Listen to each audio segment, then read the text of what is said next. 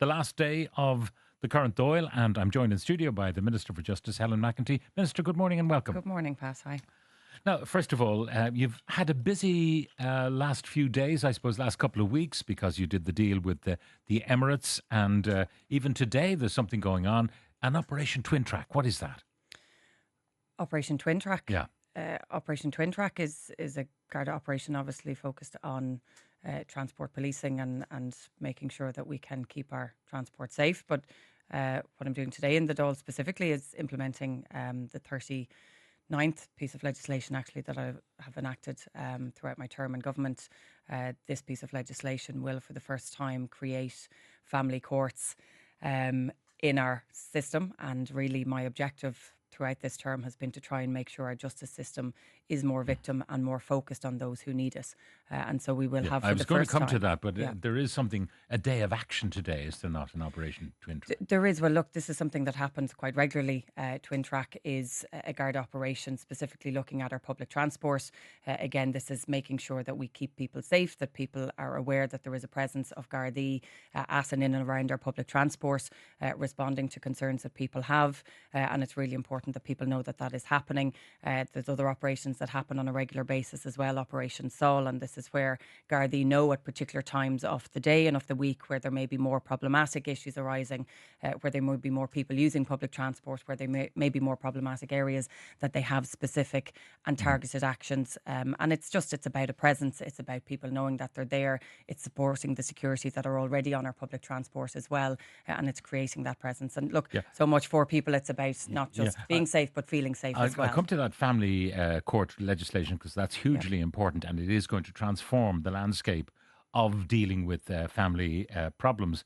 But if you want to characterise kind of the role that many people see for the Minister for Justice, is trying to keep law and order, trying to keep everybody safe, and trying to deal with the antisocial behaviour that seems to be quite pervasive. And one of the things you hear complaints about is shoplifting, and you're dealing with that. You're meeting the retailers.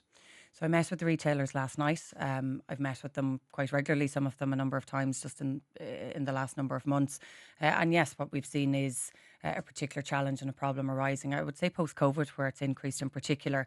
And do we know why? Well, look, there might be many different reasons. We have less cash in our shops as well. What we've seen is an increase in theft of particular goods and items.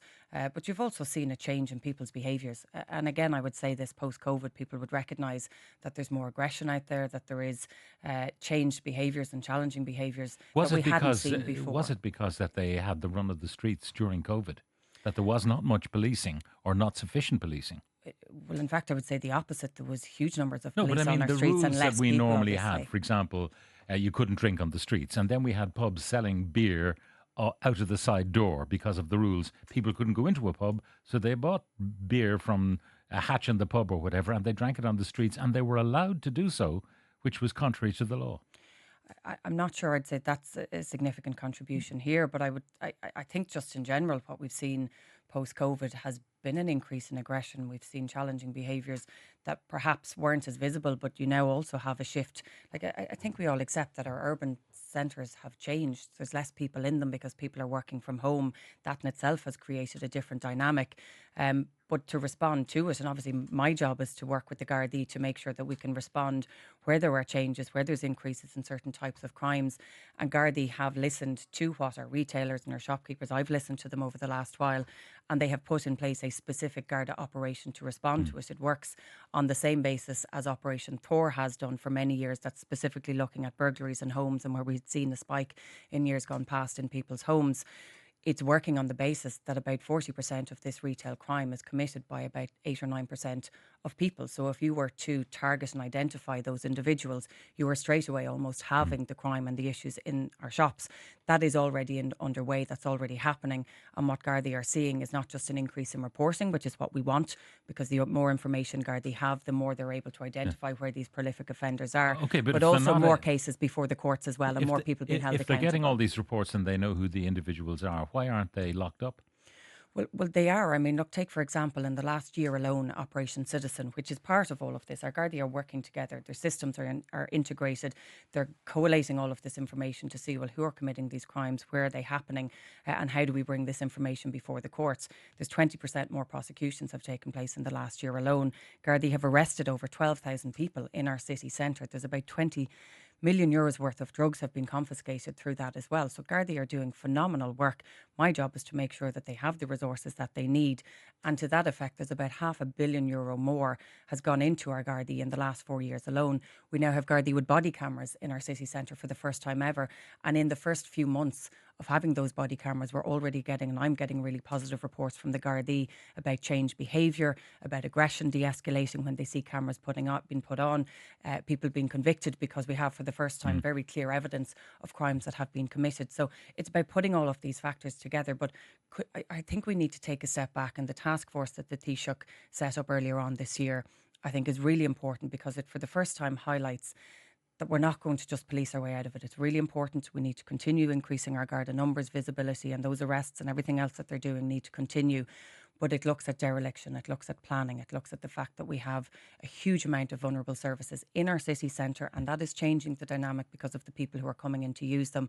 How do we address that? How do we have a communications plan? All of these elements to help make sure that our city is vibrant, that it's safe, and that people Sure, feel but safe isn't the as well. first thing you have to do is clean up the streets? In other words, aggressive begging, antisocial behaviour, the open dealing of drugs. You've got to get rid of all of that stuff. The other stuff will take time. You know, maybe take years before you get rid of the dereliction, before you get more people living over the shop.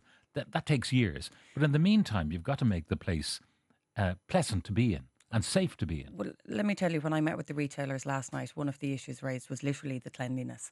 We're not talking about cleaning up and taking drug dealers and everything else off our streets. That has to be done. And 12,100 people arrested since the beginning of this year, and €20 million worth of drugs taken off our streets. That's not that's a huge amount of work that's been done, and that's happening now in the last number of months.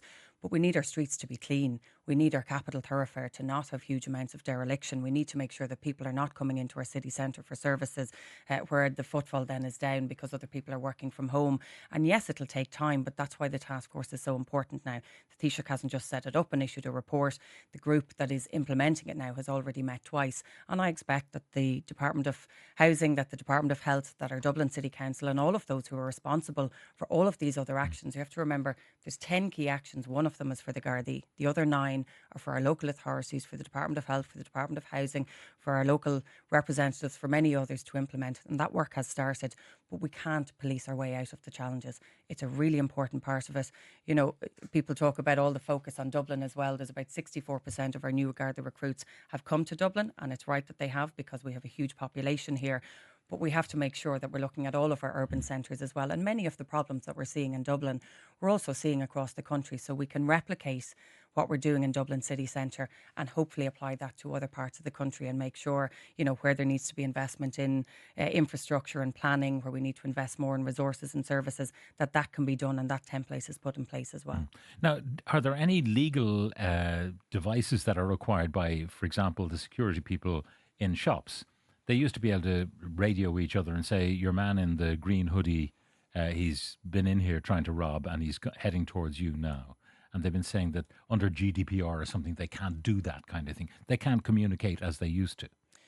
Well, I think there are ways that they can communicate. What I'm looking at is ways in which we can effectively use the laws that we have to deter crime, but also to try and prevent it. So only recently, I've worked with the Garda Commissioner and we're looking at the Public Order Act. So if somebody commits a public order offence, if they're drunk or disorderly, as part of the conviction, a judge can say that you're barred from an area for 12 years or for 12 months. You can't go into that particular And area. who's going to police that? Well, firstly, if you have somebody that has committed a crime, a prolific offender, they're before the courts and they're then told you're barred from that particular shop. That shop has CCTV and that person walks into the shop. They're not just before the courts for contempt of court, but they also suddenly have a more severe penalty put on top of them. So, you know, we have to look at ways in which we can try and prevent these type of behaviours, that we can hold people accountable. But also, again, we have to look at, well, what are the other issues that are creating these problems. You mentioned antisocial behaviour. And so much of the work that I've been doing, working with my colleague in Justice, is focusing on our youth justice strategies. It's through the Community Safety Innovation Fund. This is a fund that I set up, taking money directly from criminals and putting it back into our communities. And the programs that I'm funding through this fund now are so many of them focused on young people. How do we take young people off the streets, people who are maybe outside of school, who are getting into trouble? How can we get them into programs that are safe, that are keeping them busy, that are keeping them out of shops, causing the problems that have, that we're seeing across the town and right across the country as well. And they're working. I was only out in Ballyfermot last week, another €150,000 for a program there where the people who are delivering it are saying there are young people who are coming in, they're part of this new program. It's, something as simple as a skate park. They're here with us and they're not out on the street causing problems. I mean, on this programme, we've been campaigning for some sort of green space for the kids in Dublin 8.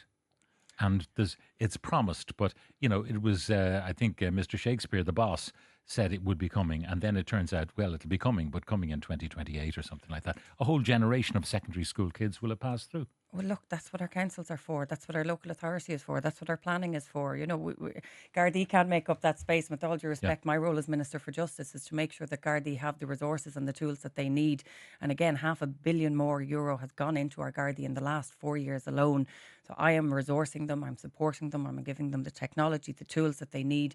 We have more members going through our Garda College than we've had in many years since pre-COVID. But it's all of the other things. It's creating those green spaces. It's making sure that we have proper planning in our area. So when we develop houses, that we also have the amenities and the resources and the supports for communities to thrive. Okay, that's what we have to do, and that's that's well, it's not for Justice or for Gardaí to create green spaces. Everybody has a role to play here. But on that point, what I have set up now in my term, and these will all be coming into effect now in the next couple of months, are community safety partnerships. These are groups that will, right across the country, be set up in every single county. There'll be 5 in Dublin because of its population, and they will work on the basis that if you want to keep a community safe, you need everybody working together. It's not just the role of the Gardaí, it's the role of the local authority, it's the role of our housing agency, it's the role of health, education, all of these.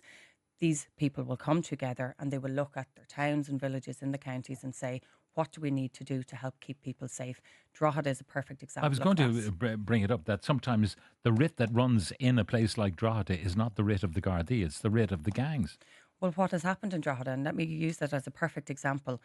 Since I became Minister, I established essentially what is a community partnership in Drogheda. We called it the Drogheda Implementation Board. That has brought together our Gardaí with our local community groups, with our HSE, with our education providers, with our local representatives. They put together a plan as to what they felt the town of Drogheda needed. And yes, it was about Garda resources, but it was investment in sport, investment in childcare, better resources for education. It was about investment in infrastructure in the towns. There's been a massive change in the town. I only met with the group in the last couple of weeks because we're coming towards the end of that work. And the changes, it's about link workers for people coming out of prison. It's investment in resources provided for drug addiction services. The changes that has brought about, and it hasn't just been about the guards, it's the whole community put together a plan. It's then supported by government and invested in. And what I am saying is now I have put in place bylaw structures that will establish these in every single county in the country, 5 in Dublin, so that communities can put in place their own plan. What do we need? What are our problems? What is specifically impacting our area? How do we address them? And most importantly, the people who are around the table are the people who will have the money, who will be able to make the decisions and will be able to put the plans in place. Now, you want to talk about the family law courts, the new division of the courts, which will be dedicated to sorting out family problems. And it'll exist at district court level, at circuit court level, at high court level. In other words, all the levels, depending on the complexity and, I suppose, some of the issues that have to be resolved in terms of, assets to be divided and all that kind of thing. Yeah. Where will it be based? I mean, is it going to be on Tuesday in Tullamore, this is the family court? On Wednesday, it's the criminal court, that kind of way. This will be right across the country, and this will be decided by the specific judges and the courts. So this is one of the first things I said I wanted to do. And ironically, it's the very last law that's been passed by the Shannon and by the Oireachtas this afternoon. This is about making family law more accessible and more family friendly, which at the moment, let's be honest, it's not. We all know and have either family members or friends who've gone through really difficult breakups or marriage breakdowns where there's children or otherwise involved. I'm sure we all know as well where perhaps there's been abuse in relationships. And unfortunately, our courts at the moment are not conducive to supporting people. They're lengthy, it takes too long to access them, and unfortunately, it costs a fortune for people who are already going through a How will challenging that time. change, the cost bit? Well, firstly, not everything will have to go straight to the High Court. At the moment, that is the case. It will now be the case that if you have something that's more simplistic or that can be resolved more easily, it can go directly to the District Court. And I'm a TD as well as being a minister. I speak to enough people and I know enough people who've gone through this, the cost that this places on families at what is already a very difficult time. But most importantly, what people need to know is that you will have separate courts. The judges will be dealing with family law and family law only. It'll be on separate days and separate sittings, so you won't have a situation where you're told the family law is sitting in a month's time. You'll be at the back of a list behind a load of other criminal trials that are happening or issues that are So happening. there'll be a permanent, certainly in the capital, there'll be a permanent family court There sitting will every be, day. well, we have Hammond Lane, which is progressing. It's going to be a state-of-the-art family law court right in the heart of our city centre. But not only will it be family law in Hammond Lane, you will have family law courts right across the country. That's been worked through at the moment. And importantly, we're not just starting from now. So it'll take, the law will pass today. It'll take a bit of time for the rules and all of the elements to be put in place. I have already started to put in place resources for these. There's 31 new judges in our courts that didn't exist a couple of years ago, and I've gotten approval for 20 more. And already the effect of those is that we're seeing reduction in waiting times. They're clearing backlogs and they're dealing with And are they family law appropriately matters as well. trained? These are new judges, sorry. Yeah, but I mean, These are they our have new to be judges, trained in family absolutely. law, and I mean, it requires empathy. It requires Yeah. wisdom and empathy, really, to do the family court, much more so than a straightforward, he robbed a car.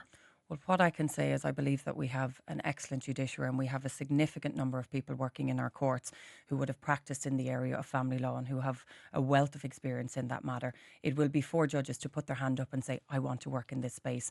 There will be principal judges, so people overseeing the courts as well, who will be able to work with these judges. And you're right, I mean, this is a really challenging issue, and it's not just the courts alone that will be able to resolve this. So part of the work that I've been doing over the last number of years is reforming the system overall. So I have actually developed a family justice strategy to complement this, and what I have as part of that are recommendations and plans being implemented to deal with child maintenance where you have problems where people can't get it, to deal with voice of child reports where you have reports being commissioned with no oversight or ability for anybody to contradict them in our courts, where we have voice of child essentially not being heard in the courts as well, but also the in-camera rule, which often allows abuses to continue into family law courts. That is being reviewed at the moment to make sure that any type of abuse that cannot be continued in our family courts. Mediation is also part of the whole thing, that if you can actually sort it out, even though it may end up in a separation or divorce, you can sort it out as amicably as possible. Is there any compellability with mediation? You force a reluctant partner to go into the mediation service? No, and absolutely not. And you'll know that I've really prioritised and focused on domestic and sexual violence, and what you can never have happen is that somebody who's in a violent or in an abusive relationship with another person, that they're forced into mediation with that person. So what I've made very clear in the legislation is that this will never be forced upon anybody, that there has to be consent on both parties. And if that is the case, then absolutely, why would you put somebody through a course where something can be resolved? What I've seen, and I've seen it personally, where something that starts off amicable goes into the courts and suddenly it escalates and becomes much more complex and much more difficult for both parties. So this is about taking the stress, it's about taking the anxiety out of what is already a very difficult situation. It's making it more costly, but as well, really importantly, it's giving children a voice. There are too many situations where children are put in the centre of really bad breakups. They're not listened to, their views are not taken on board. We need to make sure that that is the case, and that will be the case. So once this law is enacted today, we will now start the process of getting these courts up and running, supported by the strategy I've mentioned. And I hope that we will have a more family-centred and a more family-focused court system. Finally, Minister, the deal you did with the Emirates in terms of cooperation on extradition and so on, there was only one. I think it's a good thing. You know, it's by and large a very good thing. The question of, would there be situations where they might require us to extradite someone that they wanted back, and we would be fearful of the kind of punishment that might be meted out there that we would never mete out here? Well, firstly, it's really important that this was passed by the Dáil yesterday. This is another tool to assist the Gardaí in tightening the net, in making sure that any criminal who decides to leave our country and to set up shop somewhere else, that they will not be let do that, and that they'll be brought home to face justice here for the crimes that they've committed. And you know, this applies to anybody who's committed a serious crime, but we know that there are people who are living abroad who have created nothing but misery in our communities. And it was really important for me over the last year to make sure that this and that both of these treaties were enacted and passed, and that Gardaí have this assistance now to complement the huge amount of work that they're doing. Of course, human rights has been at the very centre of these negotiations, and I've worked really closely with my justice counterpart in the UAE. We've worked really closely, our Gardaí, with the police, and in all of the discussions, human rights has been front and centre. It will not be possible to extradite an Irish citizen, let's just be clear on that, to the UAE, but if they request an extradition of somebody from our shores to there, if there is any chance that they will be facing the death penalty, that there's any form of inhumane or degrading treatment, or if they're being charged on penalties or crimes related to their political views, to their sexual orientation, to many other areas as well that we would deem completely unacceptable, then it will be refused. And they've worked very closely with us and they support that as well. And it's really important that that was part of that. Lastly, a general question. The clock runs out very quickly when you come to the end of a Dáil. What's left on your desk that you would like to have got through? Well, look, this afternoon I'm enacting my 39th piece of legislation, the Family Courts Bill. It's one of the first things that I said I wanted to do, and I'm getting it done today. So while there's lots of other areas that we'd like to do more of, I'm really happy that that's the last piece of legislation that's going to be passing through the Dáil. Minister Helen McEntee, thank you very much for joining us on the last day of the current Dáil. Thank you.